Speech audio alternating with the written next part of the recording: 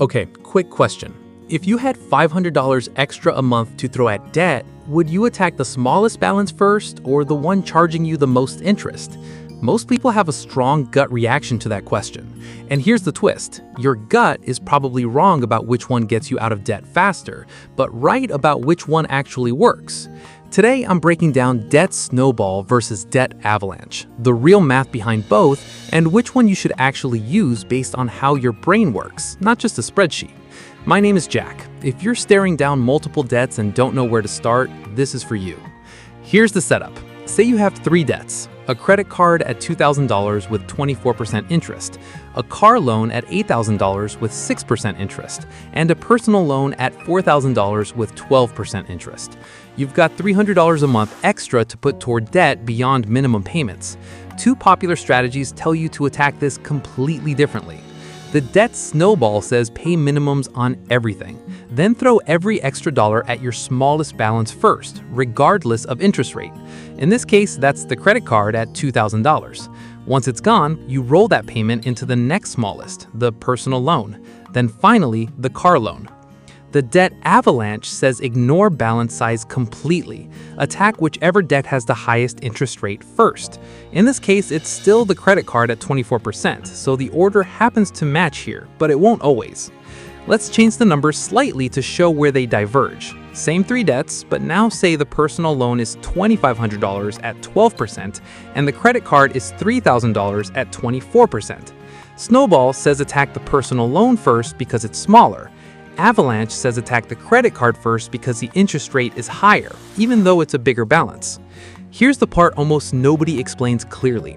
Mathematically, Avalanche wins every single time because you're eliminating the debt costing you the most money first. You pay less in total interest over the life of your payoff. Depending on your balances and rates, Avalanche can save you hundreds, sometimes thousands of dollars compared to Snowball. So why does Snowball even exist? Why do so many financial experts recommend it? Because debt payoff isn't just a math problem, it's a motivation problem. And this is where most debt advice misses something crucial. Debt payoff often fails not because the math was wrong, but because people quit halfway through. Motivation runs out before math wins the argument. Snowball is built entirely around psychology.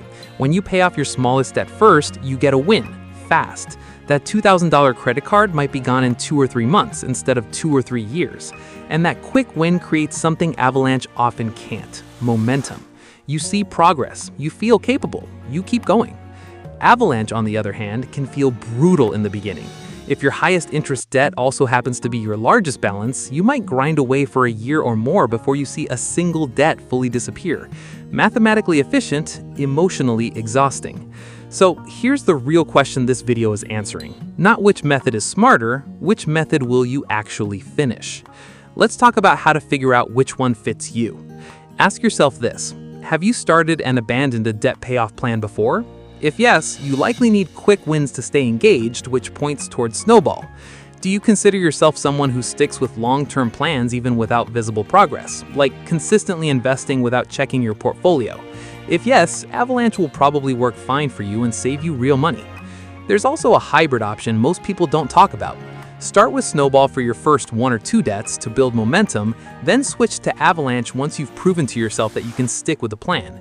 You get the psychological win up front and the mathematical efficiency for the harder middle stretch. Let's put real numbers on the difference so this isn't abstract.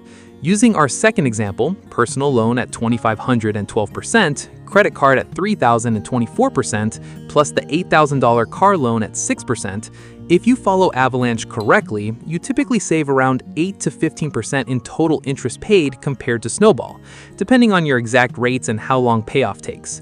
On moderate debt loads, that can mean saving $400 to $900 in interest you'd otherwise hand to a bank.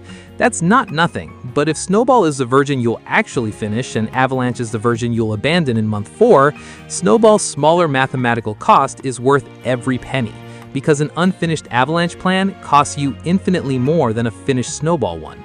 Here's the harsh truth: there is no universally best method.